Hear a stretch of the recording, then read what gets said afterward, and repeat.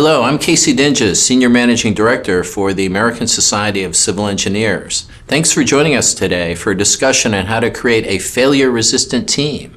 My guest today is Michael Howell, a structural engineer and president of his own structural engineering firm, Aero Engineering. Welcome, Mike. Well, thank you for having me. This is quite an honor to be part of this. Mike, perfection's a nice goal, but it can't be the expectation. Engineers are human, and humans make mistakes. What are some of the common mistakes civil engineers make in the workplace? Well, that's just it. We have this profession that's built on not making mistakes. I mean, as engineers, we can't make mistakes. That the public and our clients do not expect us to make mistakes. However, at the end of the day, we're humans. We're fathers, we're mothers, we're sons and daughters. We have other things going on that limit our ability to create perfection. And so, even though we're in this profession that doesn't allow for mistakes, we need to understand that mistakes are going to happen. And so as you look at a civil engineer specifically, I feel that there's usually three different ways that they make mistakes. You have mistakes with technology. You just input the number wrong into the computer program, or you just do the calculation wrong. Those things happen. You have mistakes of pride, not understanding your own limitations. And then you have mistakes of responsibility. One of the great things about being a civil engineer is that most of us entered this profession to serve society. Are all mistakes bad, or are there lessons that can be learned from some of these situations? About a third of what I needed to know,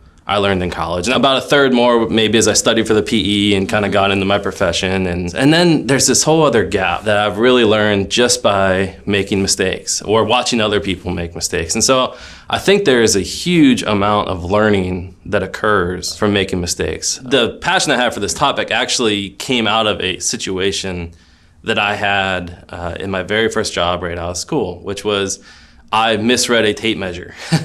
And one of my coworkers caught me, and this huge operation almost single-handedly came down to me reading a tape measure incorrectly. And I look back now, 15 years removed from that incident, and I just realized, how unique that was, that here's this massive operation that was almost undone because the youngest engineer didn't know how to read a tape measure correctly.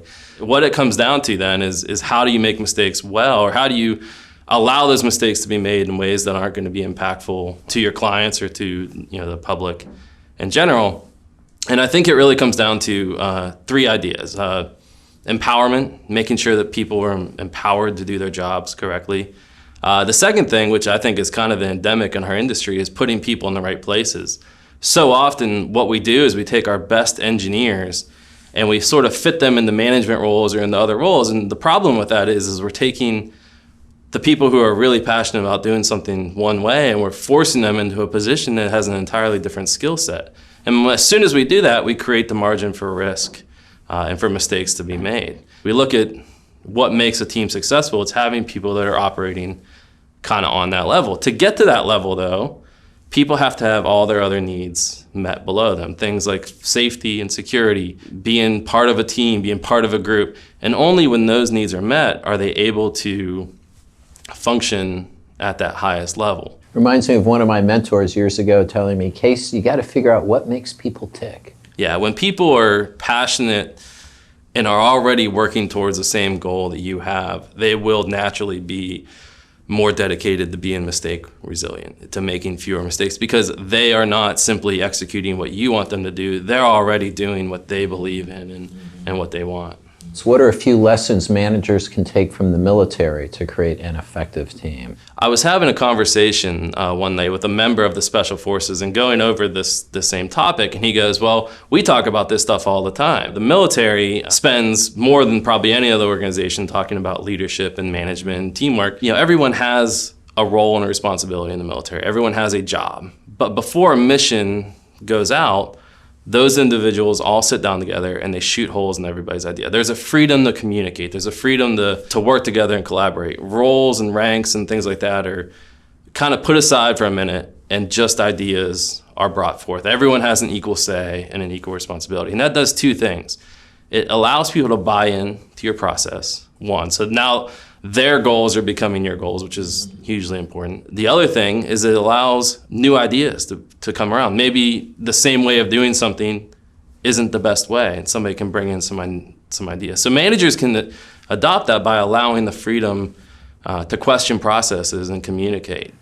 Mike, thank you for joining me today for this insightful discussion on how to mistake-proof your team. Thank you for having me.